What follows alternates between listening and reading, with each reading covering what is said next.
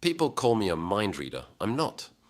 I want to get that out of the way in the first 10 seconds because half of you walked in here holding your phones a little tighter, like I might reach across the room and pull your banking pin out of your skull. I can't do that. Nobody can do that.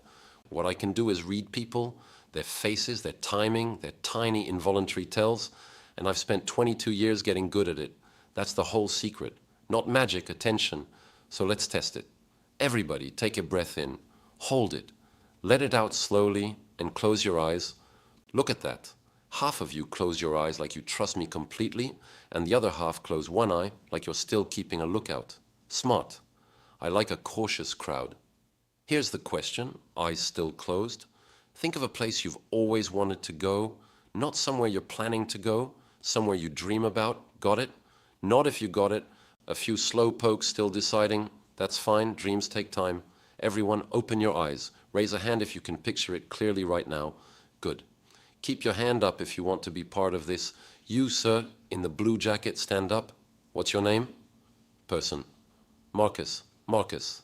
Before tonight, had you ever seen me perform, read about me, anything? Marcus. No, never. Perfect here. Nothing to game, nothing to fake. Give yourself a round of applause for volunteering, Marcus. That takes nerve. Applause. One more. You with the notebook. You've been writing this whole time, which either means you're a journalist or you don't trust your own memory. Stand up. Your name? Person. Priya. Priya, thank you. Sit tight. We'll come back to you. Now notice I didn't ask you to think of a number or a card. I asked for a place because places carry feeling, and feeling is where people leak information without knowing it. Try not to react, either of you. Marcus, if the place you're picturing is somewhere hot, sand, sun, the kind of place you'd need sunscreen, I want you to feel your shoulders relax just slightly, like you're already there. If it's somewhere cold, mountains, snow, a city with a good coat, you'll feel your jaw tighten just a little, bracing. Marcus, is it hot? Marcus, yeah, actually, of course it is. You've got the posture of a man who has never once complained about too much sunshine. Priya, completely different read on you. You've got the tight jaw, the slight forward lean, like you're already zipping up a jacket in your mind. Cold. Priya, yes, I'm not reading your mind, I'm reading your shoulders. They talk more than you'd like.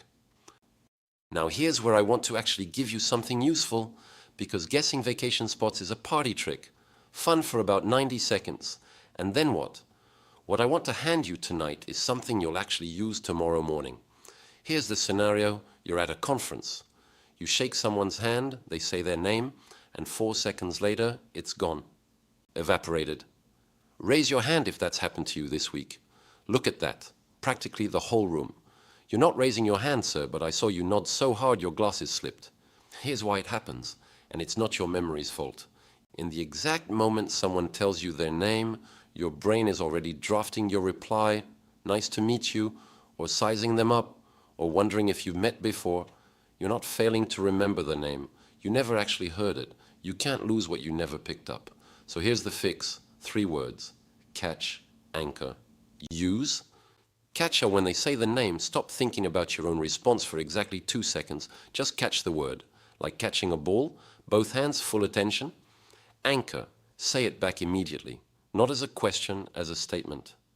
Marcus, good to meet you, Marcus. You've now said it. They've heard themselves confirmed, and you've given your brain a second exposure. Use, and this is the one everybody skips. Work the name into the very next sentence you say, on purpose. Marcus, how'd you end up in this line of work? That third repetition is what makes it stick for good. Because now the name is attached to a piece of content, not just a sound. Try it right now with the person next to you.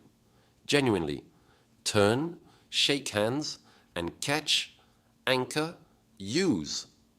Room does this. Laughter, chatter. Notice nobody in this room will forget those names by the end of the night. That's not a trick.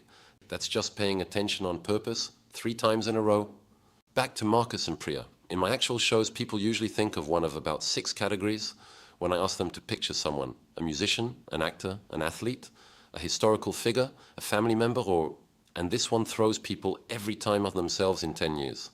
That last one's my favorite because nobody expects it and everybody secretly does it anyway. Priya, I'm going to guess you didn't think of a place at all when I first asked. You thought of a person who belongs in that cold place. Am I close? Priya. Yeah, actually, I could see it. The second I said cold, your eyes flicked up and to the left for half a second like you were checking in with someone. That's not a guess, that's just watching carefully. Now, the question I get asked more than any other at the end of every single show isn't, how do you do it? It's, aren't you ever wrong? And the honest answer is yes, constantly, in rehearsal, in the early years, on stage more than I'd like to admit. Being wrong in front of a room teaches you faster than being right ever will. The people who look confident up here aren't the ones who never miss. They're the ones who've missed enough times to stop being afraid of it. So let's take one real risk before we close. I'm not going to guess anything this time. I'm going to hand it to someone else. Holds up a marker. Priya, think of that person again, the one in the cold place. Don't tell anyone, not even me. Marcus, close your eyes. Priya, write the first and last name on this pad as big as you can so nobody else can see it. Marcus, open your eyes. Look at Priya, not at her, really look. When I count to 3, tell the room who she's picturing.